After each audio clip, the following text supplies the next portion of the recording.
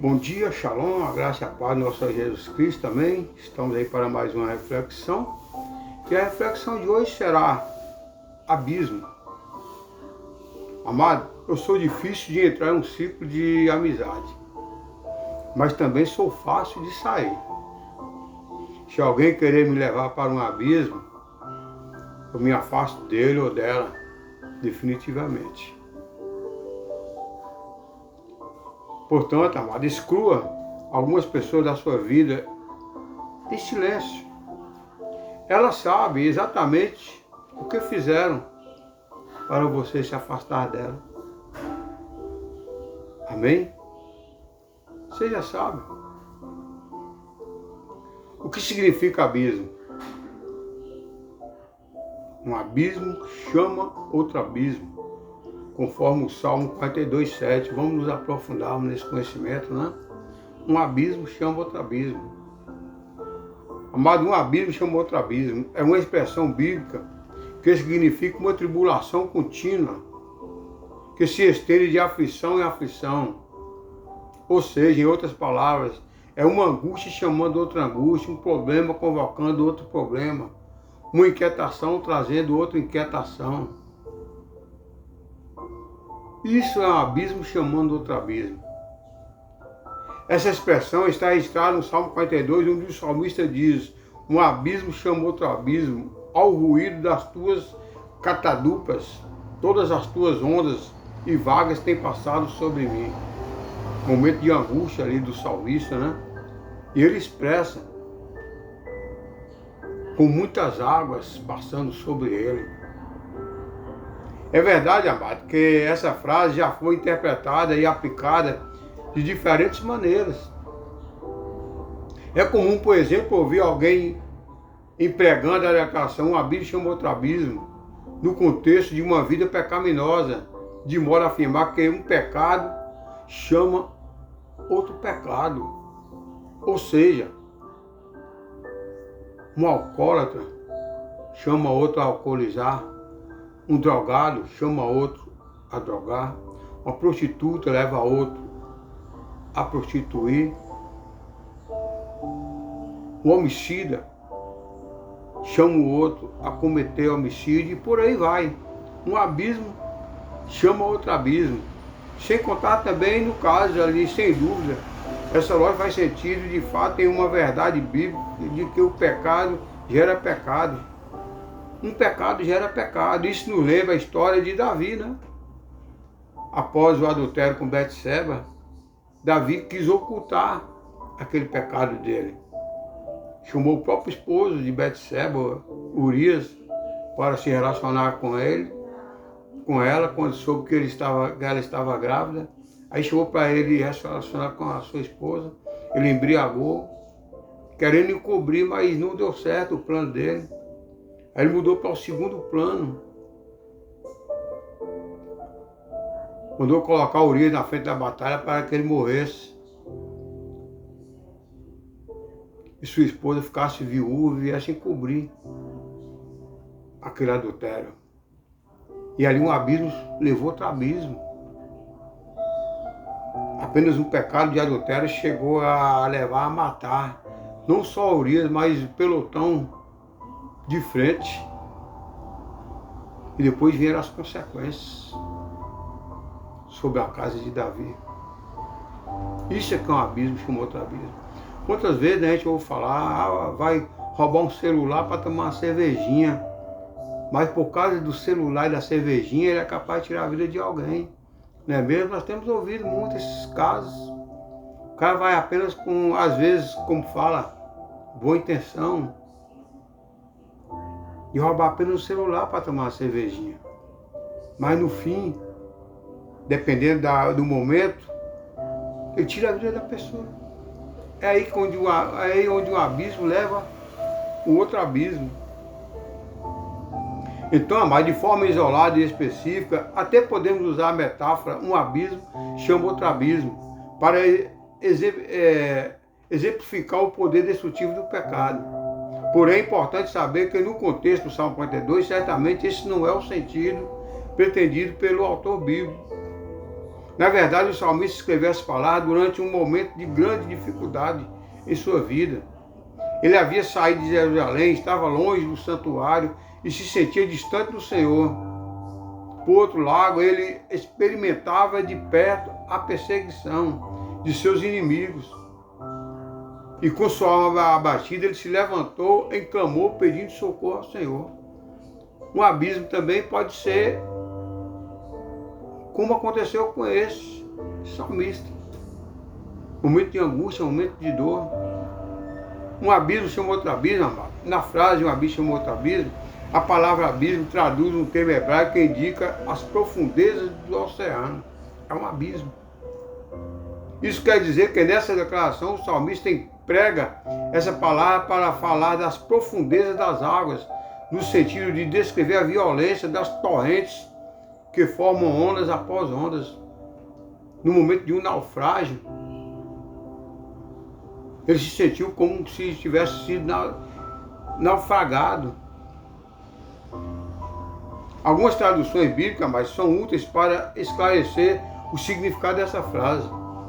A Nova Versão Internacional traduz esse versículo da seguinte forma: abismo chama o abismo ao rugir das tuas cachoeiras. Todas as tuas ondas e vagalhões se abateram sobre mim. Então o salmista aqui diz que as águas de uma cachoeira batiam sobre ele, era isso que ele sentia. Já a versão King James traz: do abismo as águas chamam as torrentes no troar das suas cataratas, e todos os vagalhões se precipitam sobre mim. Olha só, ele sentia aquelas cataratas como os vagalhões caindo sobre ele. Essa frase, amados, lembra a imagem dos primeiros estágios da criação apresentada no livro de Gênesis, quando havia trevas sobre o abismo e o Espírito Santo de Deus se movia sobre a face das águas. Gênesis 1:2. Satanás foi lançado ao abismo. O Espírito Santo pairava sobre as águas, sobre o abismo. Amado, o salmista empresta essa imagem do caos e aplica como uma figura de linguagem para descrever seu desespero e tribulação. Ele estava enfrentando tribulações após tribulações, angústia sobre angústia. Na perturbação da sua alma, aquelas aflições pareciam não ter fim. Era como um abismo chamando outro abismo, isto é, a adversidade colocando e chamando outra adversidade. Era isso que os salmistas sentiam. Não tinha como parar aquela angústia, aquele problema, aquelas aflições. Parecia que não ter fim. Portanto, amado, o salmista compara suas muitas aflições aos golfos do mar, às águas profundas do oceano, não apenas no que diz respeito à sua quantidade abundante, mas também do seu poder avassalador. Ele estava submerso por um mar de sofrimento, como se sentindo ali submergido, como se estivesse ali em um naufrágio, descendo ao abismo. João Calvino, amado, explica a declaração: um abismo chama outro abismo, dizendo que essa palavra expressa a profundidade e a longa continuidade da miséria que o salmista sofreu. É como se ele dissesse ser oprimido não apenas com um tipo de miséria, mas com vários tipos de angústias que se tornavam seguidamente sobre ele e sobre todos os lados, de modo que essas inquietações pareciam não ter fim e nem medida. Tem momentos em nossas vidas que nós sentimos isso, né? Acha que não tem mais jeito, que não iremos nos suportar mais. É um abismo, chamou outro abismo, é um problema atrás de outro problema. Mas aqui o salmista diz que nós devemos confiar no Senhor. Depois de dizer que um abismo chama outro abismo, o salmista ainda completa dizendo: todas as tuas ondas e vagas têm passado sobre mim. A imagem é de um homem atingido por ondas numa tempestade no meio do mar. Não apenas poucas ondas, mas todas elas crescendo e passando por cima dele sem qualquer trégua. Ele se sentia naufragando, se afogando, aquela angústia de um afogamento. Você já viu alguém se afogando? Era isso que o salmista sentia. Era um abismo chamando outro abismo. Ele achando que não haveria mais jeito. Contudo, amado, é interessante perceber a forma de que ele qualifica suas aflições, como diz Spurgeon. Aquelas ondas que atingiam o salmista não eram ondas comuns, mas eram as ondas de Deus. Conforme explica John Gill, o salmista chama suas aflições de águas ou vagalhões de Deus, porque elas são designadas, ordenadas, governadas e também anuladas por Deus. Tudo que ele passou foi permissão de Deus. Nós temos um exemplo da história de Jó. Jó é um exemplo disso, em que um abismo levou um abismo. E Jó chegou a declarar: antes eu conhecia Deus e ouvi falar, mas hoje eu conheço com meus próprios olhos. A própria esposa de Jó mandou amaldiçoar esse Deus. Jó amaldiçoou esse Deus e morra. Jó estava passando por um abismo que chamava outro abismo. Ele perdeu bens materiais, perdeu os filhos. No fim veio a enfermidade. Um abismo chamando outro abismo, uma angústia chamando outra angústia, uma aflição chamando outra aflição. Amado, ainda que muitas vezes não entendemos, ou as ondas de Deus que nos provam também trabalham para o nosso bem. Ninguém explica Deus. Deus sabe por que Ele nos leva a essas ondas profundas, a essas catatumbas, a essas aflições, a esse abismo. Deus sabe. Deus pode usar o sofrimento para corrigir a conduta, moldar o caráter e fortalecer a fé dos seus filhos. Tudo isso que o salmista passou foi para o crescimento espiritual dele. E nós, às vezes, temos que passar também por essas aflições, tribulações, provações, para crescimento espiritual. O profeta Jonas, por exemplo, amado, foi alguém que teve de experimentar literalmente as ondas de Deus passando por sobre ele quando precisou ser corrigido. Todo mundo conhece a história de Jonas. Jonas era para ir para Nínive pregar, mas Jonas fugiu, causando um grande prejuízo àquela navegação. Aquele navio teve que desfazer da carga, pensando que era o peso, mas o problema estava em Jonas. E Jonas teve que ser lançado ao mar, passar por esse abismo. E a Bíblia diz que um grande peixe o engoliu, o tragou e levou até a praia. Amado, se Deus achar por bem derramar suas ondas de provações sobre nós, isso não deve ser motivo de desânimo ou murmuração, não. É o trabalhar de Deus em nossas vidas.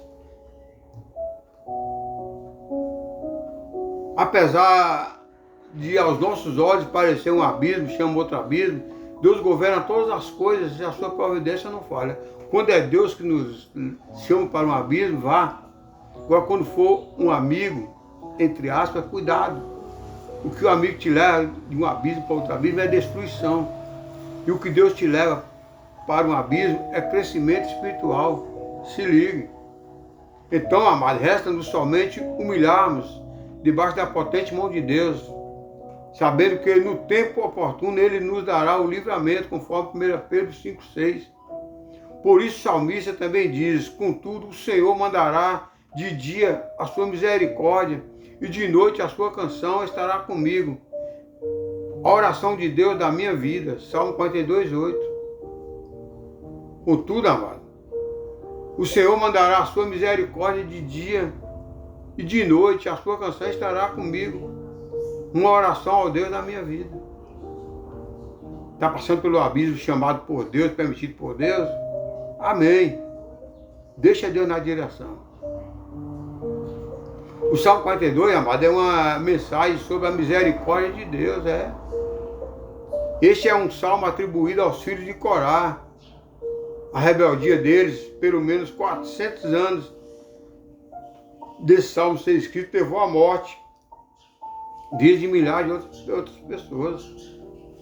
conforme número 16, amado, de acordo com o texto, foram engolidos pela terra as casas, os pertences e os homens envolvidos nessa rebelião. Mas os filhos de Corá não morreram. Ali foi um abismo chamando outro abismo. Eles deixaram-se levar e perderam tudo. Observando a gravidade do desespero demonstrado por Corá, amado, Deus poderia ter acabado com a linhagem desses levitas. Mas não, Deus poupou a família de Corá. Mas o Senhor deu oportunidade para outras gerações da família se mostrar diferente ao invés de se rebelarem contra Deus. Amados filhos e os descendentes de Corá as dedicaram ao louvor. Escreveram alguns salmos lindos e cheios de reverências ao Senhor. Uma expressão chama a minha atenção quando eu leio esse salmo, e por isso ele é o título dessa mensagem. Um abismo chama outro abismo. Amados, nós precisamos considerar a lei da semeadura e da colheita. Ou seja, nossas ações e escolhas têm consequências.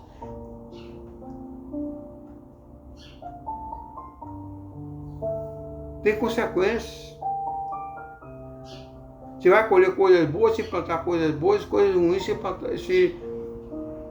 plantar coisas ruins. Muitas vezes, desencadeando uma série de eventos que podem nos levar a situações cada vez mais complicadas. Você já viu quando uma pessoa tenta encobrir um erro ou uma mentira e a situação fica pior do que já estava? No caso de Davi com Betseba. Por isso Jesus disse que o diabo é o pai da mentira, conforme João 8,44. Ele é homicida desde o princípio, ele é o pai da mentira. Se você quiser sair do abismo e recomeçar a sua vida de maneira correta, amado, a primeira coisa a se fazer é trazer tudo para a luz. Gálatas 6,7 está escrito: não se engane, de Deus não se zombe, pois o que o homem semear, isso também colherá. Muitos abismos são criados por causa das nossas próprias escolhas, não é mesmo? São pessoas que fazem escolhas erradas. Pode acarretar as misericórdias de Deus por você como um farol de esperança. Lá em Lamentações 3, 22, 23, a paz de Deus, nos encontramos uma maravilhosa promessa, por causa do grande amor do Senhor, que é de que não seremos consumidos, pois a misericórdia do Senhor são inesgotáveis, renova-se a cada manhã. As misericórdias do Senhor, amados, são as causas de não sermos consumidos. Ele sabe até onde nós podemos suportar o abismo chamado por Ele, não pelos amigos, entre aspas. Essa passagem, amado, nos lembra que não importa quão profundo seja o poço em que nos encontramos. A misericórdia de Deus está sempre disponível para nos resgatar. É no fundo do poço que surge a oração mais intensa e sincera, não é mesmo? A pessoa é no momento mais difícil da vida dele, é que ele busca o Senhor. O Senhor dá toda a oportunidade da pessoa ir pelo amor. Toda a oportunidade. Mas a pessoa endurece o coração e não vai pela dor. Isso aconteceu comigo. Eu tive vários chamados. O Senhor mandou vários recados para mim, para eu ir pelo amor, e eu, com o coração duro, resistia, até que o Senhor pesou a mão sobre mim, eu tive que ir pela dor. E pela misericórdia dEle, eu não fui consumido, e hoje estou aqui trazendo essa palavra. Foi pela misericórdia do Senhor, por mim mesmo, coitado de mim. A oração, amado, é a maneira pela qual nos comunicamos com Deus. Ela é o caminho para expressar nossa dor, nosso arrependimento e também de buscar orientações nele. Às vezes nós nem oramos, mas tem alguém que ora por nós, intercede por nós. Eu tive várias pessoas orando, intercedendo por mim mesmo. Eu já estava sendo levado para o abismo. Mas pessoas intercederam e oraram por mim. E Deus deu resposta às orações. Portanto, a oração de um justo pode muito seus efeitos. Continue orando, continue perseverando. Espere o tempo do Senhor. No tempo dele, Ele irá agir. Amado, é nos momentos de maior desespero que a oração se torna uma súplica. uma simples e poderosa, não é mesmo? Deus, às vezes, amado, permite até que a pessoa chegue ao ponto de ficar enfermo, de ficar hospitalizado, para ele ter tempo de buscar e de se arrepender. Eu me lembro de uma história de uma pessoa deu uma Bíblia para ele e falou que ele não tinha tempo de ler aquele livro. E com poucos dias, Deus permitiu a enfermidade daquela pessoa. Essa pessoa foi ali no leito do hospital, e ele pegou aquela Bíblia e começou a ler. Ali no leito do hospital, ele teve tempo suficiente de ler aquela Bíblia, não só uma, mas várias vezes. E ali ele clamou ao Senhor. Ele teve tempo suficiente de buscar o Senhor. Foi no momento da angústia, no momento do abismo, chamando outro abismo. Amém?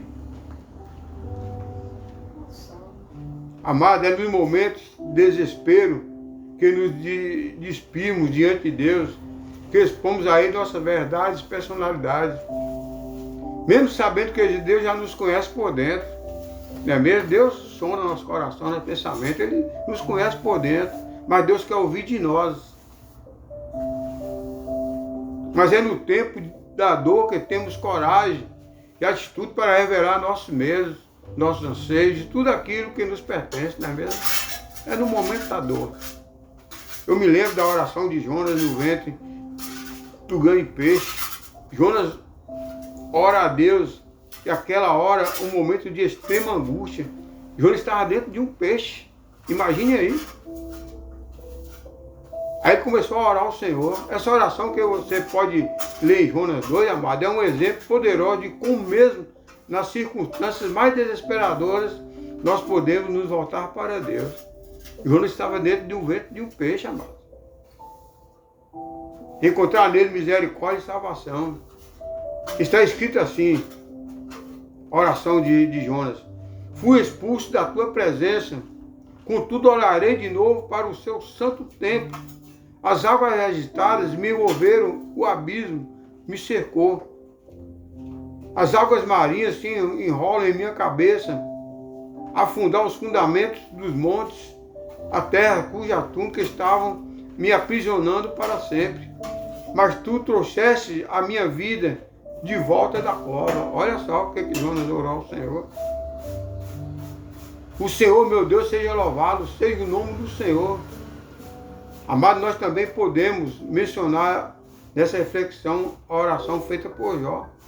Quando mesmo passando pelos mesmos sofrimentos, sua vida ele tinha e mantinha sua fé a Deus. A história de Jó é um verdadeiro testemunho da existência do abismo que surge em nossas vidas.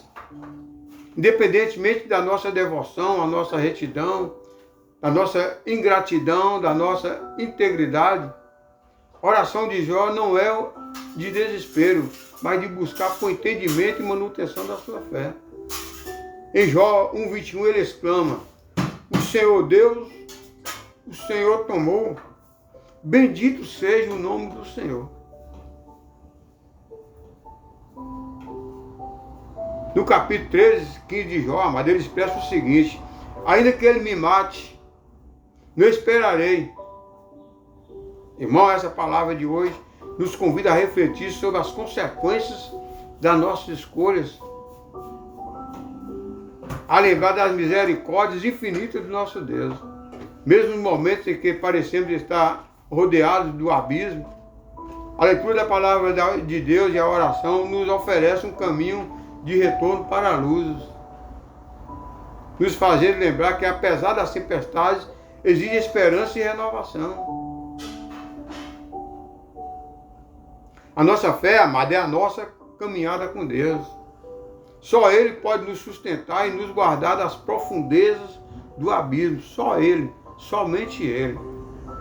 Portanto, não ande sem destino.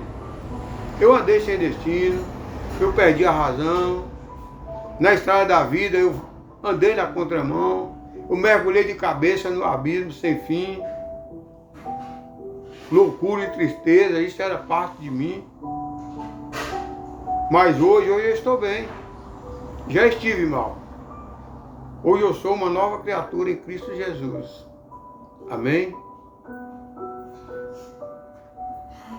Creio que Deus já falou com você através dessa palavra. Lembre-se que um abismo leva outro abismo. Vamos ouvir um louvor. Dia de sol. As tempestades passaram. Agora é dia de sol. O sol está radiante, está brilhando. Conforme o louvor de Gerson Rufino. Vou meditar nesse louvor, porque Deus já falou com você através da palavra, não é mesmo? Agora vamos meditar no louvor. Medite esse louvor. Dia de sol. As tempestades se passaram. Agora o sol é radiante. Esse sol é o Senhor. É a presença dele. Perdi a razão. Na estrada da vida, eu fui na contramão. Isso aconteceu comigo. Mergulhei de cabeça no abismo sem Um abismo sem fim. loucura. Achava que não tinha mais jeito. Era parte de mim. O terrível espinho do pecado eu pisei. A ponte entre a vida e a morte eu cruzei. Outro lado eu fui. Amém? Vamos orar. Deus amado, Deus querido, Pai das luzes, Príncipe da paz, Pai da eternidade, digno de honra, de glória, de louvor, de exaltação. Eu te louvo, eu te agradeço, Pai, por tudo que o Senhor tem feito, que está fazendo.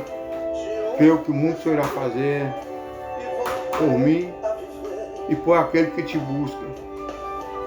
Peço, Senhor, que o Senhor doce amado Espírito vai de encontro à pessoa que está assistindo esse vídeo. Ele que às vezes pode estar passando por esse abismo, deixando-se levar por esse abismo. Senhor doce amado Espírito, venha dar sabedoria e discernimento a essa pessoa. A ele não entrar nesse abismo, a ele não mergulhar de cabeça. Que ele venha meditar na palavra, que venha pelo amor e nunca pela dor. Sabemos que pela dor sofre a pessoa e sofre a família. Que essa pessoa venha ter sabedoria e discernimento da tua palavra. Eu te louvo, eu te agradeço por tudo, Pai, que tens feito, está fazendo. E creio que muito irá fazer por cada um de nós. A ti toda a honra, toda a glória, exaltar é o teu santo nome. Amém e amém. Amém, amado. É isso aí. Cuidado com o abismo que está te chamando. Se for o abismo de Deus, amém. Mergulha. Vai em frente, porque Deus está na direção. Mas quando é o homem que está levando para o abismo, cuidado. Cuidado com esse abismo. Esse abismo será de destruição e não de crescimento espiritual. Lembre-se, Jesus nos chama pelo amor e não pela dor. Pela dor sofre você e sofre sua família, sofre as pessoas mais próximas de você. Por isso, esse é o momento que Deus está te convidando para você aceitar Ele pelo amor e não pela dor. Amém? Lembre-se, Jesus nos ama, Satanás nos odeia. Satanás jamais vai querer que você venha seguir o abismo de Deus. Vai querer que você venha seguir o abismo dele, que só leva à destruição, à perdição. Portanto, não se deixe levar pelo abismo de Satanás. Siga o abismo de Deus, porque Deus estará na direção para o seu crescimento espiritual. Amém? Fique na paz. Tenha um bom dia. E Deus na direção sempre.